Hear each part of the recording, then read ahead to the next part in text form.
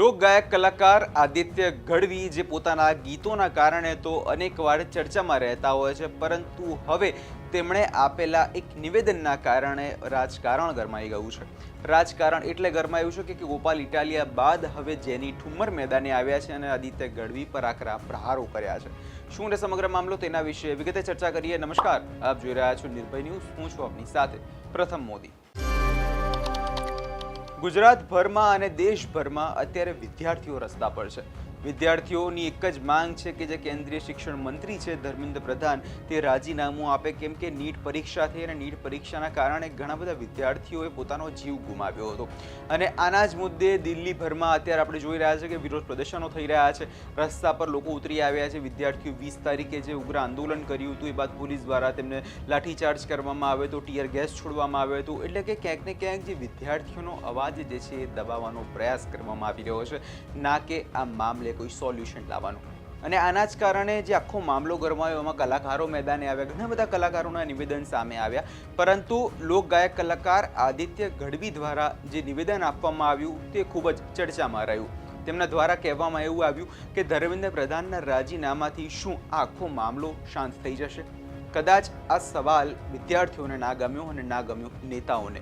અને આના જ કારણે ગોપાલ ઇટાલિયા પણ મેદાને આવે. તેની સાથે સાથે કોંગ્રેસ નેતા જેની ઠુમ્મર દ્વારા પણ હવે આદિત્ય ગઢવી પર આકરા પ્રહારો કરવામાં આવ્યા છે. પોતાના ફેસબુક પર જેની ઠુમ્મરે લખ્યું છે કે ભાઈ શ્રી આદિત્ય ગઢવી, અને તેમને ટેગ પણ કર્યા છે, તમે ગરબા નહીં ગાઓ કે પરફોર્મ નહીં કરો તો શું નવરાત્રી નહીં થાય? શું જ ફરક પડશે જો તમે ગાવાનું બંધ કરશો તો ગીત ન ગાઓ અને ઘર બેસી? એટલું બધું સમજાઈ જશે કે વિરોધ કેમ કરવો અને કરવો જોઈએ, ધર્મેન્દ્ર પ્રધાને રાજીનામું કેમ આપવું જોઈએ. આના જ પર આખો આ મામલો જે છે ગરમાયો હતો. અને હવે જેની ઠુમ્મરે સવાલ કરી દીધો છે કે તમે ગીતો ગાવાનું બંધ કરી દો અને એકવાર ઘરે બેસી રહો, તમને ખબર પડશે કે વિદ્યાર્થીઓ કેટલી તકલીફમાં છે. વધુમાં એવું લખ્યું છે કે હું આશા એ રાખું છું કે જલ્દી તમને સમજ આવશે અને દેશના વિદ્યાર્થીઓની માફી માંગતો વિડીયો તમારે બનાવવાની ફરજ પડશે. માફી માંગતું ગીત ગાશો તો લોકોને વધુ ગમશે. આદિત્ય ગઢવી પોતાના ગીતોને કારણે અનેકવાર ચર્ચામાં રહેતા હોય છે. અને એવામાં હવે જેની ઠુમ્મર દ્વારા કહેવામાં એવું આવી રહ્યું છે કે જો તમે ઘરે બેસશો અને તમને ખબર પડશે કે વિદ્યાર્થીઓની તકલીફ શું છે. કેમ કે જીવનની અંદર એવું જ હોય છે, તમે લોકોને જ્ઞાન આપતા હોવ કે લોકોને તમે શિખામણ આપતા હોવ, પણ પરંતુ જ્યારે એ જ પરિસ્થિતિ જ્યારે તમે તમારી નજરે જુઓ, જ્યારે તમારી આંખે તમે એ વસ્તુ અનુભવ કરો, ત્યારે તમને વધારે ખબર પડે છે કે અસલ તકલીફ શું છે. આજે વિદ્યાર્થીઓ રસ્તા પર છે. આજે વિદ્યાર્થીઓની માંગ છે કે ધર્મેન્દ્ર પ્રધાન રાજીનામું આપે. માન્યું એક રાજીનામાથી કશું ફરક નહીં પડે, પરંતુ એક રાજીનામાથી શરૂઆત તો થશે. આ જ સવાલ અને આ જ જવાબ ગુજરાતનો અને દેશનો એક એક વિદ્યાર્થી આપી રહ્યો છે. એવું જ કહી રહ્યો છે કે શરૂઆત તો થાય, કોઈક તો જવાબદારી લે અને કોઈક તો પગલું ભરે આ વિષય પર. કેમ કે લાંબા સમયથી જોઈએ છે, 10 વર્ષથી કેટલાય બધા પેપરો ફૂટતા આવ્યા છે અને કોઈ જ પણ પરિણામ જે છે નથી આવતું, કોઈ જ પણ પ્રકારે કાર્યવાહી જે છે કરવામાં નથી આવતી. અને હવે જે આખો નીટનો મામલો થયો, જે CJP મેદાને આવી છે, સોનમ વાંગચુક 23-24 દિવસથી ત્યાં આંદોલન કરી રહ્યા છે, પણ ભૂખ હડતાલ કરી રહ્યા છે. શેના માટે? વિદ્યાર્થીઓના અવાજ માટે. અને વિદ્યાર્થીઓ હવે માની લીધું છે ને એકજૂટ થઈ ગયા છે.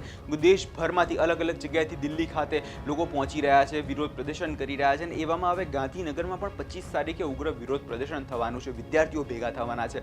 એટલે કે આ વખતે જોવા જઈએ તો વિદ્યાર્થીઓએ મન બનાવી લીધું છે કે આ વખતે આપણે અડીખમ રીતે સરકારને કહી દેવાનું છે કે અમે પીછેહટ કરવાના નથી, અમને આ વખતે ન્યાય જોઈએ છે. અને એવામાં હવે જેની ઠુમ્મર છે, કોંગ્રેસના નેતાઓ છે, ગોપાલ ઇટાલિયાએ આજે પણ એ નિવેદન આપ્યું. એટલે કે આખા બધા જે નેતાઓ છે એને કારણે મામલો ગરમાઈ રહ્યો છે. હવે જોવાનું એ રહેશે કે આ જે નિવેદનો સામે આવ્યા, આજે જેની ઠુમ્મરે મેદાને આવ્યા, હવે ગોપાલ ઇટાલિયા આવ્યા, અને એના પછી શું આદિત્ય ગઢવી આ માફી માંગતો વિડીયો બનાવે છે શું? અને વધુમાં તો જેની ઠુમ્મરે એવું પણ કહી દીધું છે કે માફી માંગતું ગીત ગાશો તો વિદ્યાર્થીઓને વધારે ગમશે. તો શું આખા મામલે આદિત્ય ગઢવી દ્વારા કોઈ નિવેદન આપવામાં આવે છે? કેમ કે એમણે જે નિવેદન આપ્યું છે એને કારણે મામલો તો ગરમાઈ ગયો છે, પરંતુ હવે મામલો ઠાળે પાડવાની વાત છે. એવામાં જોવાનું આગામી દિવસોમાં સ્પષ્ટપણે એ જ રહેશે. તમને શું લાગે છે? કમેન્ટ બોક્સમાં ચોક્કસથી જણાવજો. અને અમારી ચેનલ નિર્ભય ન્યૂઝને લાઇક, શેર અને સબસ્ક્રાઇબ કરવાનું ભૂલશો નહીં.